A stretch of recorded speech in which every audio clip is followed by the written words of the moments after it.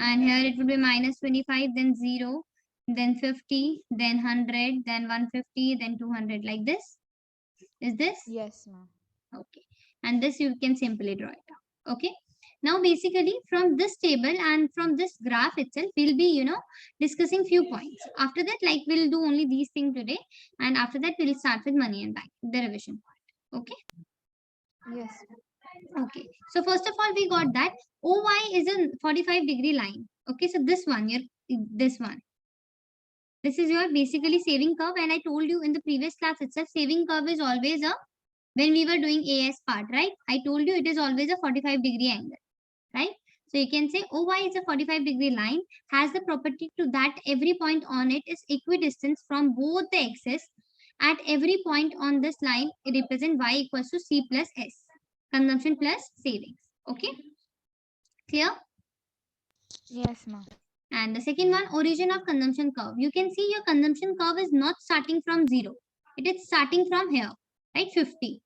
So your consumption curve, which is CC, starts from the point C on the y-axis. This implies that there is an autonomous consumption, or even when the income is 0. So autonomous consumption is which is not being affected by the income. So you can see over here you have 0 income, but still you are consuming something, right? So this portion, this portion is basically she dash. She dash means autonomous consumption, which is not being affected by the income.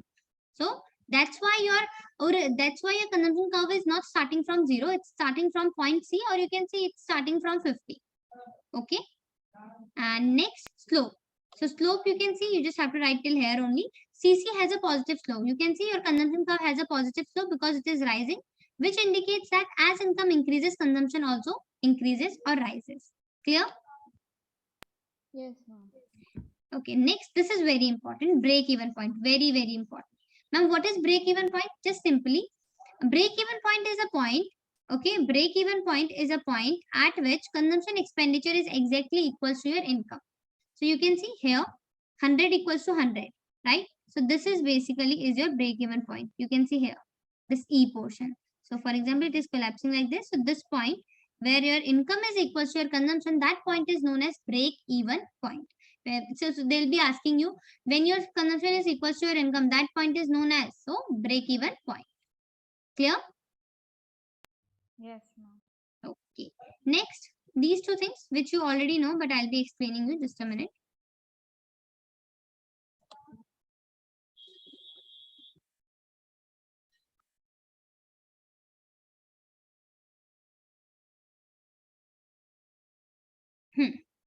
Now see, you have two situations. This is your income, this is your consumption, and this is your saving. Case 1, and this is your income, consumption, and saving. So your income is 10, your consumption is 20, and your saving is minus 10. Here your income is 20, your consumption is 10, and your saving is 10. Okay. So you can see here your income is less than your consumption, right?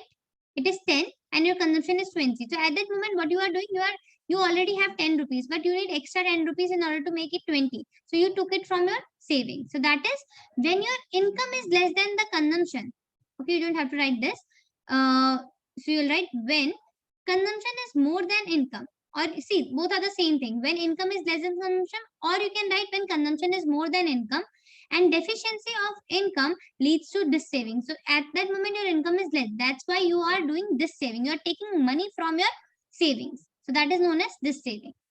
Now when income is more, here you can see your income is more than your consumption, right? So 10 rupees you already consumed, but you have extra 10 rupees, so that extra 10 rupees you will save. So here also you will write when consumption is less than income, excess of income leads to saving. When you have extra money, of course you will save. This indicates positive savings. Clear? These 2 points? No? Yes, ma'am. Okay, Halima? Halima got it? Not audible. Mahdi got it?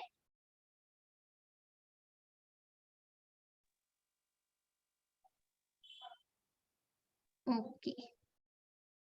So you will write all this point first. Just a minute. Let me erase. Then I'll tell you what you have to write. First you will write this OY point. Then till here itself. You don't have to no need to write all this. Okay, then break even point. From here, break even point is the point where consumption curve is exactly this and these 2 points. Okay, clear? So you can write it down. Then we'll start with money and bank.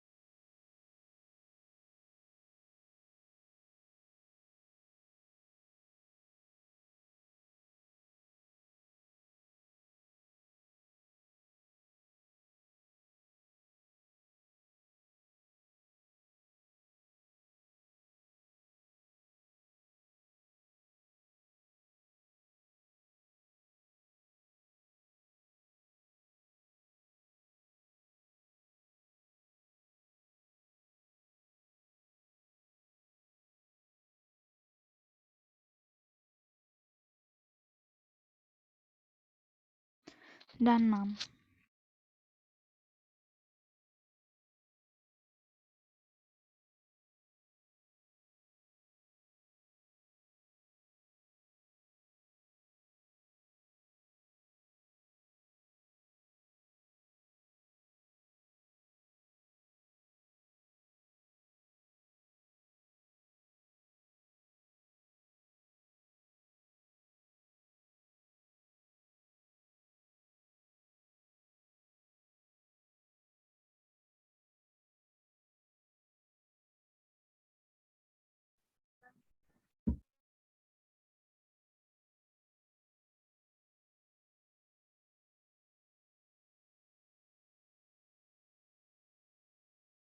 Halima and Madhi done?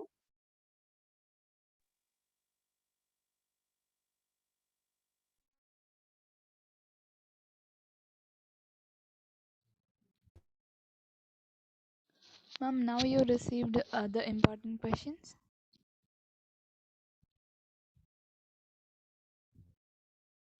Yes, I got it. Okay, ma'am.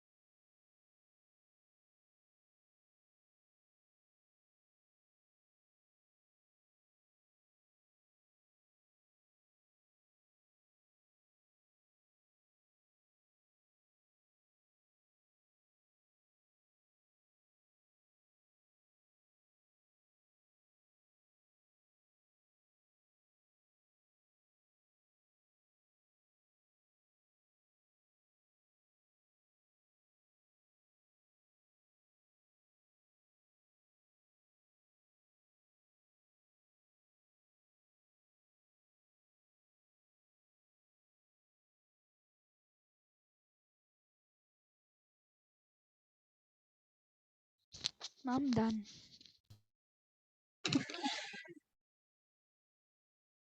I think Madhi is done and Halima also. Madhi is already done. Okay. So let's just start with money banking. Just give me 1 minute. I'll just share the screen. Okay.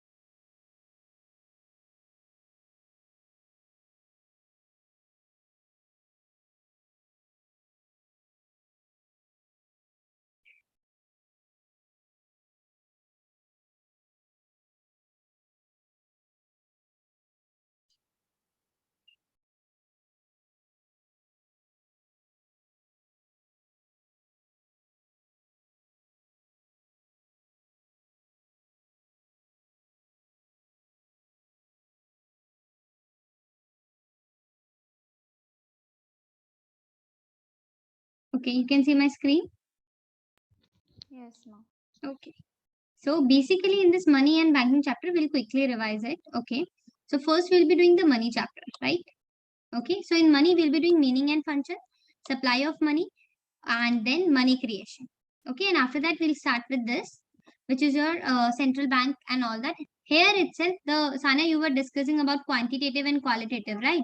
So we'll be discussing that. You can contact Halima in regards of notes. Like if you want notes, you can contact her. Like she'll help you with the notes in case you were not there. Though I'll be sharing my screen, but still, she has written the precise notes, so you can ask her. Or I'll just explain in the class. You can take screenshot, whatever suits you. Okay. Okay, ma'am. Ma'am, even the credit creation, ma'am. Yeah, that one also. That this is money creation is also known as credit creation. Okay. Okay, ma'am. Okay, so first of all is money meaning and definition. So we did like first of all the meaning of money. Okay, so you have to mention if someone will ask you what is money, you have to mention all the 4 points. Money is first you have to write this statement. Money is anything which is generally accepted as medium of exchange, measure of value, store of value, and standard of deferred payment. So all the 4 points you have to mention. And then if someone will ask you write the definition of money, then you will write there are two persons. One is Robertson and one is Ken. So according to Robertson, money is anything which is widely accepted in payment for goods. So if you want to do payments, then money is accepted or in discharge of any kind of business obligation. So this one. And Ken is money is anything which is commonly used and generally accepted as medium of exchange or standard of value. Okay. So this one is very easy, Kent one, because he has only used these two terms and he has just made his own definition. Okay, clear, Sana? Yes, ma'am. Okay, Halima Mahdi, I hope you people are also getting it. Just a revision. Okay. Next is functions of money. So basically there are two functions. One is primary and other one is secondary. So primary means medium of exchange and measure of value. Like these here from here itself we'll be discussing. So these two are primary and these two are secondary. Okay. So now primary functions, medium of exchange. This is the most basic function of money. As today, all the exchanges takes place in terms of money. Money helps in buying and selling of goods and services. So that's why money is known as medium of exchange. Why? Because this is the most basic function of money.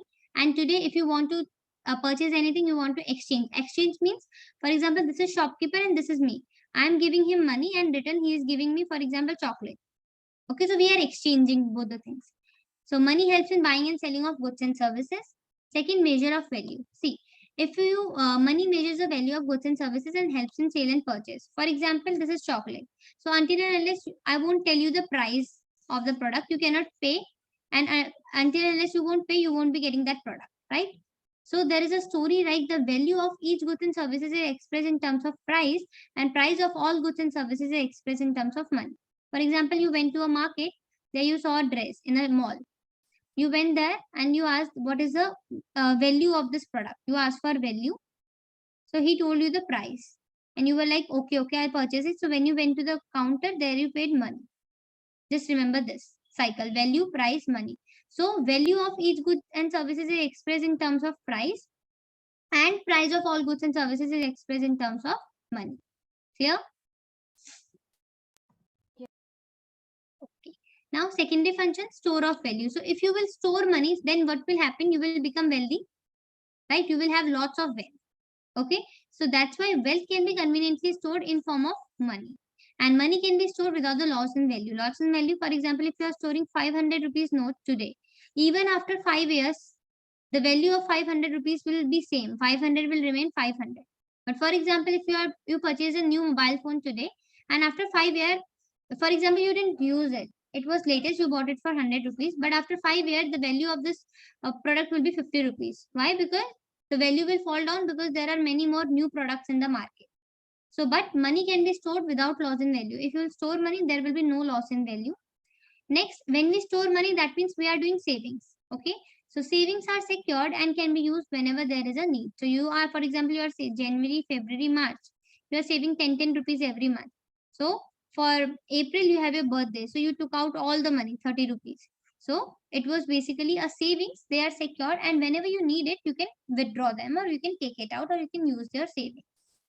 Now, this is very important, a standard of deferred payment. So, deferred payment refers to payment made in future. So, when you make any payment in future, that is known as deferred payment. And because of this money, because of money, it is possible, like a credit transaction is possible when you are not making. For example, you went to a shop, you bought a mobile phone that was for 500 rupees, but you had only 200 rupees. So you said rest of the 300 you will be paying next month, like 100 for next month, then after next to next, then after next to next to next, like this. So you are paying this amount not today, not immediately, but you are purchasing the product. You will bring that phone to your home, but you will be paying for that amount later on. So that is known as deferred payment. Clear? Yes, no? Yes, ma'am. Okay. Now money supply. So money supply basically refers to total stock of money in circulation in an economy at a given point of time. So or you can say money is basically held by the public, like volume, or you can write amount of money. Amount of money held by the public at a point of time in an economy is referred to as money supply. And just remember one thing, money supply is always a stock concept. Okay. Now coming to think measure of value, measure of money supply. So if you want to measure money supply, what you will do? You will use this formula, which is like this: M1 equals to C plus DD plus OD, right? So where C is your currency, and currency can be of two types: coins or paper notes, which is held by the public. Next is DD, which is your net demand deposit in the bank. And next is OD, other deposit with RBI. So these are the basically three things which comes under. Like if you want to measure money supply, if I'll ask you, Sanya, how much money you have? So first of all, you will bring out your purse, and there you will count how many coins you have, how many paper notes. And next you will say, ma'am, I have 100 rupees in my purse and 500 rupees in my bank account. Okay, or maybe you have done some deposition in post office and other places. That comes under OD, other deposit. Clear this formula?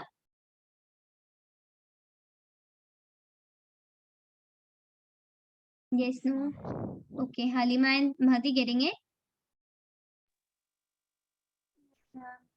Okay. So, okay, just do it. I'm just sharing my other slide.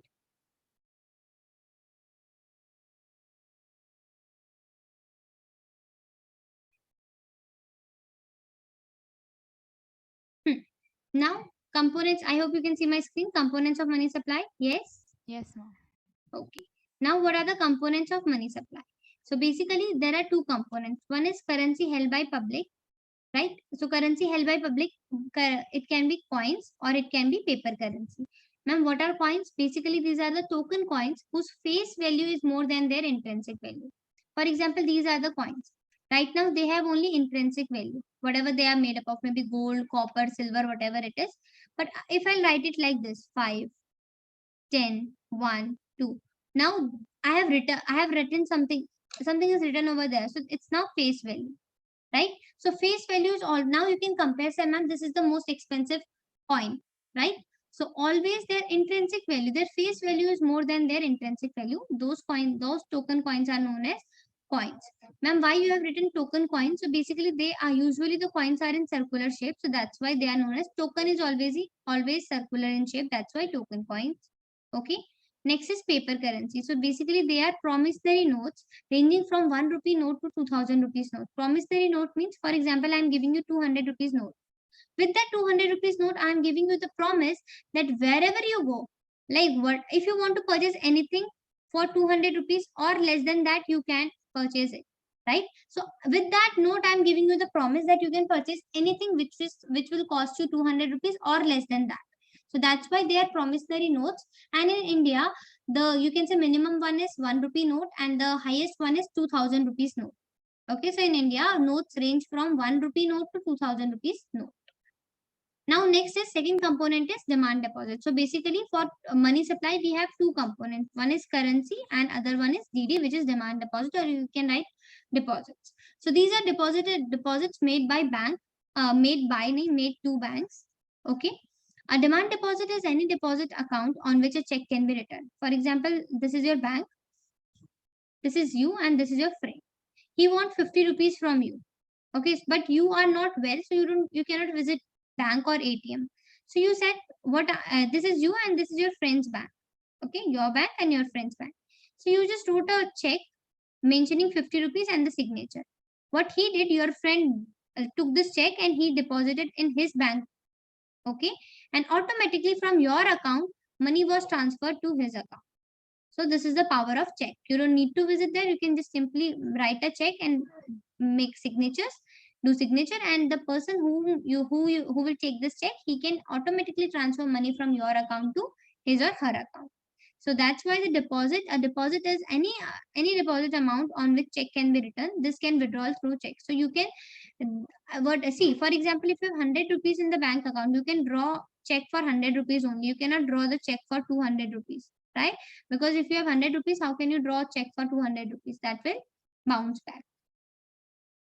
Now, This money supply is the total amount of currency and the coins outside the bank and also the demand deposit on the specific day. So you can say money supply basically means, see, if this is money, okay, if your money is out, this is bank, okay, this is bank. If your money is inside the bank, that is known as demand deposit. If your money is outside the bank, that is known as currency. Clear? So money supply is the total amount of currency and coins outside the bank and also the demand deposit, you can say inside a bank. Okay, so if your money, this is the money. If you will keep it inside the bank, this will be known as demand deposit. If you will keep it like out of the bank, then it is known as currency. Clear? Okay, Yes, others? ma'am. Okay.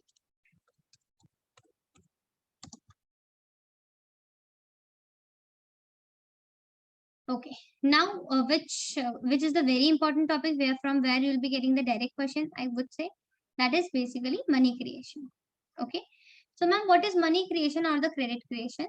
So, through the process of money creation, commercial banks are able to create credit, which is far excess than the initial deposit. This is very much important, and I will be giving you questions in the class itself. Uh, okay, but in case if I'm unable to complete the banking chapter today, Sana, then we'll cover that banking portion in the Monday's class. Okay, because this will be taking time, money creation portion. Okay, because I'll ask you people to practice it over here. Clear? Um, You do. I believe that you don't have your exam on Tuesday. Is it? Ma'am, actually, on Wednesday, like after Monday's exam, Wednesday I have English. After that, I guess it's economics. Okay, okay. So I think you will be attending Monday class, right? Hmm. Ma'am, I'll Yeah. try, ma'am. Okay. You can attend it for because English I think you can do. It's easy. Is it? Yes, ma'am, but when it comes to correction, it's tough, ma'am. Okay, okay. So so what you can do, you can just join for 15 to 20 minutes so that I can explain you the banking part in case if I'm unable to cover it today, right? Okay, But ma'am. in case if I can cover it today, then definitely, because that portion quantitative and quantitative will be taking, I guess, 15 to 20 minutes. And this money creation is also very important, which I don't want to skip. So let's just hope. Or other do for join for 15 to 20 minutes. In the starting, I'll explain that quantitative and qualitative. Then you can leave and you can watch the recording for the next class, like for that class. Okay. Okay, ma'am. Okay, now money creation or the credit creation, right? So through the process of money creation, commercial banks are able to create credit, okay, which is far excess than the initial deposit. For example, this is your bank, you deposited 1,000 rupees. Initial means very first amount, okay. So through the money creation, commercial banks are able to create credit, and that credit is far excess than the initial deposit. For example, you deposited 1,000 rupees.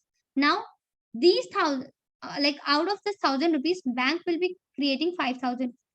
So you can say initial deposit was 1,000 rupees, but now go like the bank, they multiplied it many times, right? So it is 5,000 rupees. You can see this is more than your initial deposit. So this is money creation, or you can say credit creation. So if I'll ask you what is money creation or credit creation, you will simply say money creation or credit creation like is a process through which commercial bank create credit. Credit means plus addition of money, okay, and the opposite is debit. Debit means decrease in money. So money creation or credit creation is a process through which commercial banks are able to create credit, and that whatever they create, that credit is always excess of, or you can say more than the initial deposit. Clear? Yes, ma'am. Okay, Halima and Madi,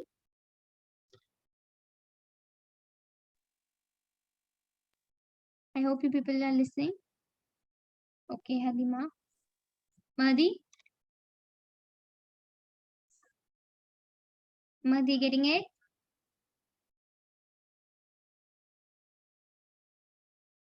Mhm.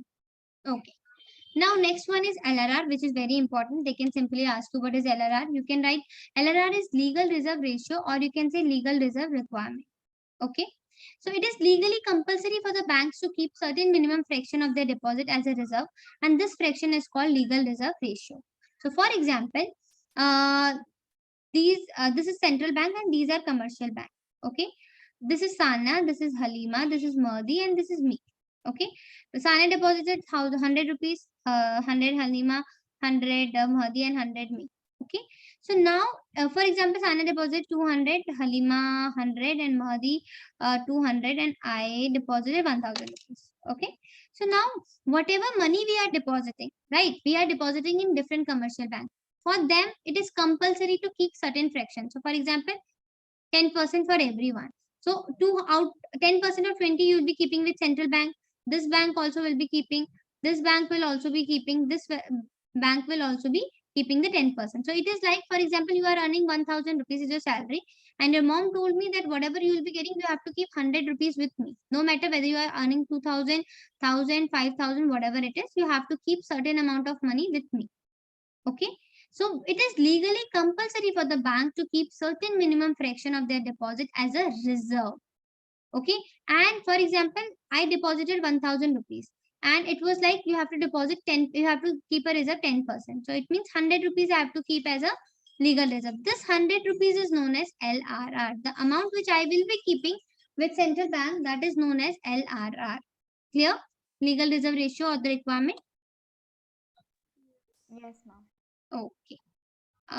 Okay, now two things are there. One is loan and one is your deposit. So, ma'am, what is loan? A loan is a sum of money that one or more individual companies borrow. So, when you borrow means borrow is one thing and taking is one thing. You cannot write take from banks. Okay, borrowing means you are taking money from someone, but you have to return that money. That is borrowing. Okay, for a time period you are taking and you have to return. So a loan is a sum of money that one an individual or companies borrows from bank. When you borrow something from bank, that is known as loan. But when you deposit something, like when you keep something with bank or when you give something to your bank, that is known as deposit. So when you keep something, it is known as deposit. When you borrow something, that is known as loan. Clear? Yes, ma'am. Okay. Now this numerical, very very important. You will be drawing this table on your own. Okay. You have to first of all remember you have to draw this four columns. First one you'll just leave it here. It will be deposit. Here it will be loan, and here will be your cash reserve, which will be your LRR. Okay, and here you have to mention. See over here I have mentioned 20%, so you can even write 10%, 50%, whatever it is. It's your choice. Okay. Now you only need two things: one LRR and one initial ID, which is your initial deposit. That's it, and you can draw this entire table on your own. So listen to it very carefully because I'll be giving you a situation and you will be drawing the table on your own after this.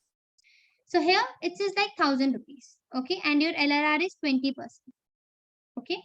So I'll just erase it because I'll be solving here. Just listen to it how you are going to solve it. Okay.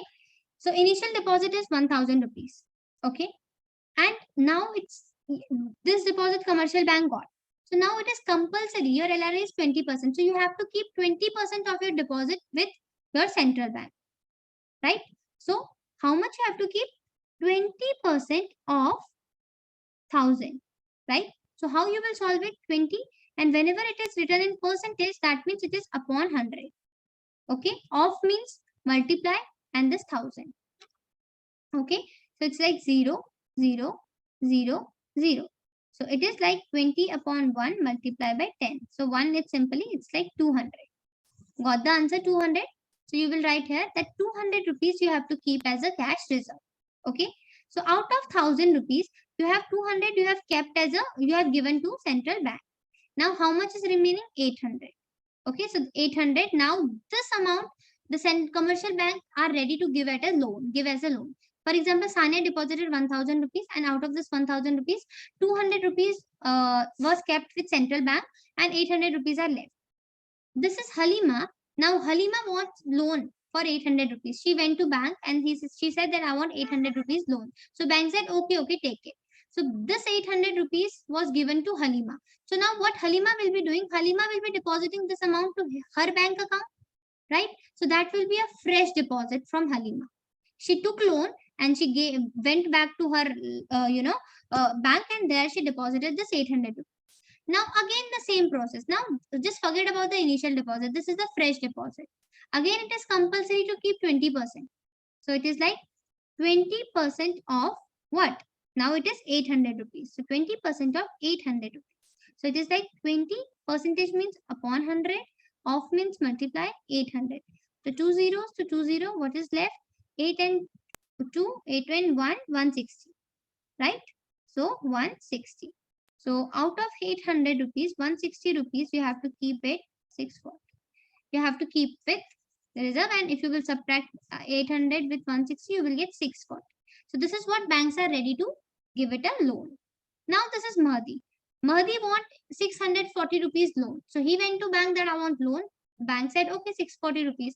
Then Mahdi deposited this in his account. Same process. Then 20% of 640. So it is 20 upon 100 of means multiply 640. 0, 0, 0, 0. 64 multiplied by 2, it's 128. If you will subtract 128 from this, you will get 512. Getting this point, girls Yes, and ma'am. boys? Yeah. Yes, So, ma'am. okay, good. So this is what. And you don't have to draw everything, just 3 rounds are enough, like including 2 rounds. Then you will write like this dash, dash, dash, dash, dash, dash, dash, dash, dash. Now, So they won't give the deposit amount also? see, if they will ask you explain money creation with the help of example, okay, then you can use this. Or they can ask you, they can give you, they will be giving two things. One is initial deposit they will be giving, like this one, and the percentage over here. Okay. That's it. Other you have to draw everything on your own.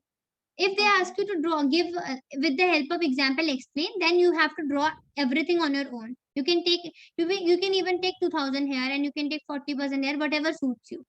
Okay. But Okay. in case they will be giving you, in case they will be asking you, you have given the question that if LRR is this and initial deposit this, explain money creation or credit creation, then you have to use whatever is given in the question.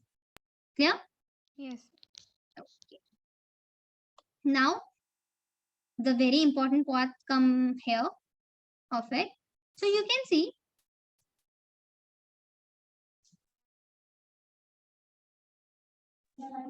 okay. So now you can see over here I have written 5,000. So ma'am, where from where this 5,000 came? So you cannot continue doing this, right? It is not unstoppable. So you will just put 3 rounds like this, dash, dash, dash. And now you have to find the total deposit. This is the formula. Just learn this. So if you want to find like what is the total, ma'am, just okay, I got the process. Just tell me the total. Here, total. So formula is initial deposit multiplied by money multiply. Initial deposit, you know, your initial deposit was 1,000 rupees. So you are like, ma'am, 1,000 rupees multiplied by, but you don't know what is money multiplier. So money multiplier is that magic. For example, if you are preparing Maggie, right? So you need that Maggie masala. Similarly, if you want to find total, if you have to find total deposit, you need this money multiplier. Until unless you don't have money multiplier, you cannot find total deposit. For this money multiplier, we have the formula 1 upon LRR. Okay, clear? Yes, no, Yes, ma'am. no? Yes, ma'am. Okay. So it is 1 upon LRR. So what was your LRR? It is 20%. So you will write it like this, 1 upon 20%. Now, as I already told you, whenever it is written percentage, it means 20 upon 100, right? So you can say this is something very disgusting type, two division. So you will shift them. It is like now this 100 will go up and then this 20. So it will be like 1 multiplied by 100 upon 20, like this. Okay, they will shift up in the upper flow. So it is like 100 upon 20. So it is like 2 and 2, 5. So your money multiplier is 5. So you already had initial deposit. Now your money multiplier is 5. So what is your total deposit? Your total deposit is 5,000 rupees, which you have written over here, right? And again the same process, 20% of 5,000. So 20 upon 100 multiplied by 5,000, which is your 1,000. And if you will subtract 5,000 minus 1,000, you will get this 4,000. This is how you will complete your table. Clear? Yes, ma'am. Okay, so you have to remember two formulas. One is total deposit, initial multiplied by money multiplier. And what is the formula for money multiplier? It is like this, 1 upon LRR. Clear? Halima and Mahdi, getting it? This is very important concept. Got it, ma'am. Okay, Halima and Mahdi.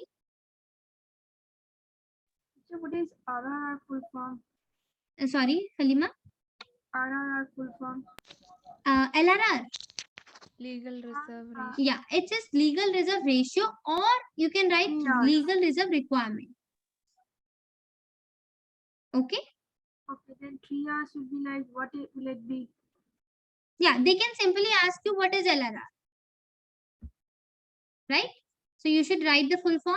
You can even write ratio slash requirement, so they won't be deducting any marks, because in some book it's written ratio and some book it's written requirement. So you have to write both the things, because you don't have to give them chance to deduct your marks, right? And this is a definition which you have to learn, that it is legally compulsory for the banks to keep certain minimum fraction of their deposit as a reserve. Okay. Okay, RRR. Where is RRR? There is no RRR. RRR is a movie over here in India. Where is RRR, Halima? It is CRR.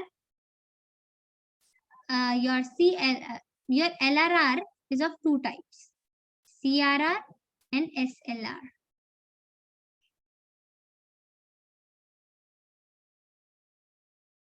RRR. There is I think, is it misprint or something? Sane, is there anything in your book like this? Ma'am, which one? RRR? No, ma'am. No, no. So basically, it's like something. It's maybe it is RRR is something not a part of our syllabus. In higher, like in graduation, somewhere it is like you can say required return rates. You can say required rate of return. Required rate of return.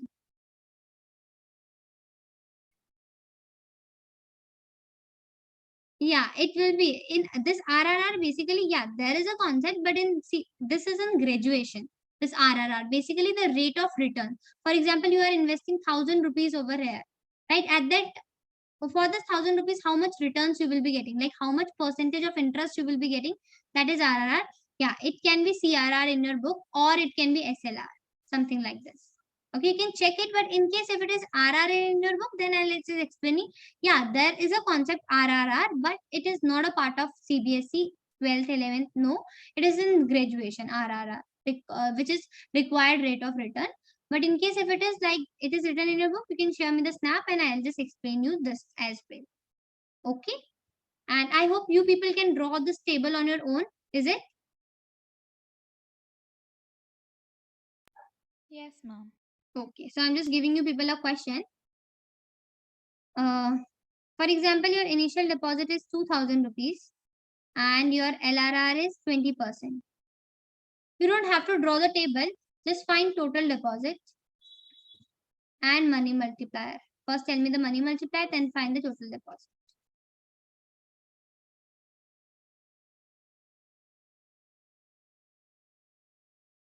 You will write your answer on chat box.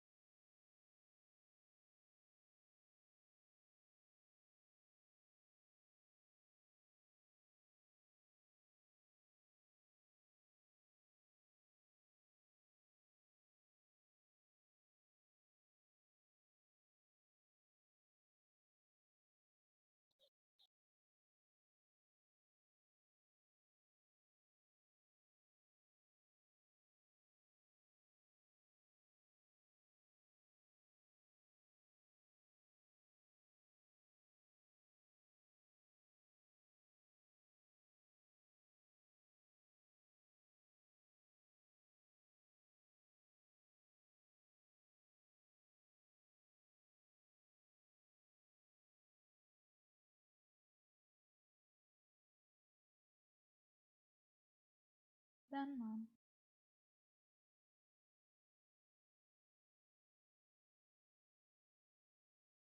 Okay. Yeah, I got it. But yeah, RRR, reverse separate. Okay, good. So yes, that is a part of your, quantitative one. If you remember Halima, RRR, reverse separate.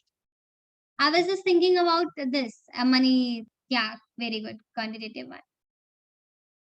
Okay. So yeah, RRR you can say, but usually we don't give it a full form. Like I just thought it for a money chapter here itself.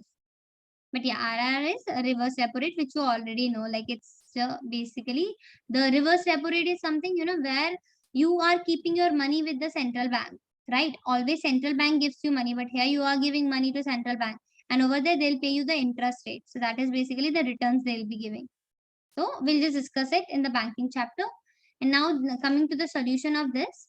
Your initial deposit was 2000 rupees and your LRR was 20%. So first you have to find money multiplier, which is your 1 upon LRR, which is 1 upon 20%, which is your 1 upon 20 upon 100, which is 5, 5.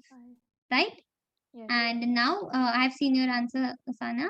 And total deposit was 2000 rupees. So it is 2000 multiplied by 5. So it is, what was your answer? Yes, 10,000. 10,000. Clear. One more question quickly. Your LRR is 40%, right? Okay. No more, one more question. I hope you got it. I just need to explain this as well, like the theory portion, because if they'll ask you to, explain this with the help of example, then first of all, you will be making your own table. Or in case they'll be asking you to the given one, then you have to explain this as well. If they ask you to explain.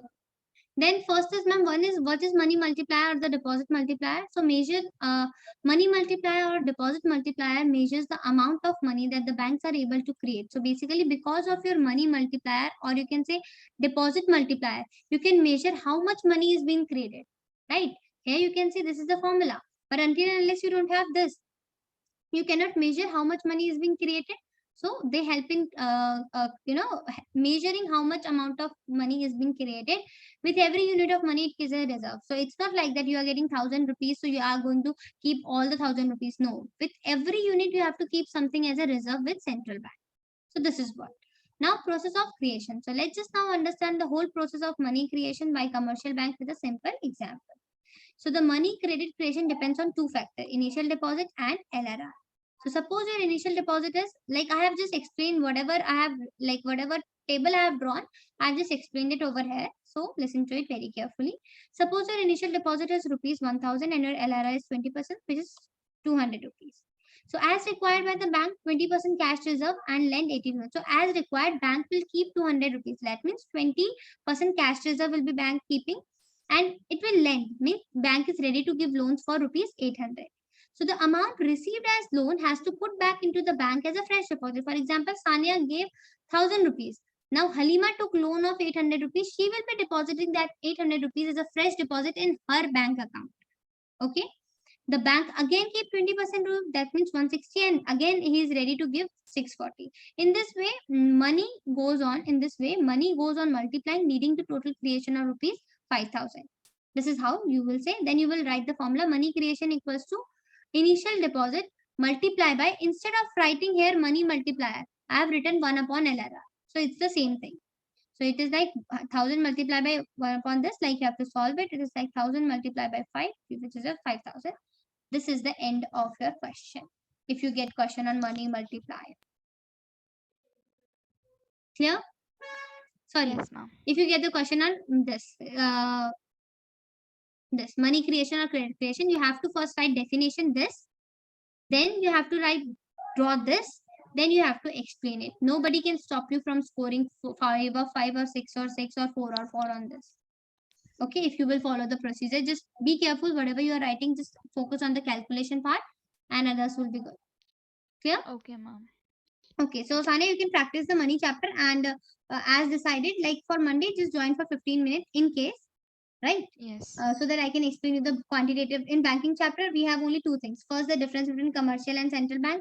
Then also the functions of central bank is very important. And then the quantitative, qualitative. But there are high chances that you will be getting questions from 60% questions from quantitative and qualitative, like how you can do this, how you can do that. So that will take Okay. 15 to 20 minutes like to explain. So you can join that and then you can leave in case if you want.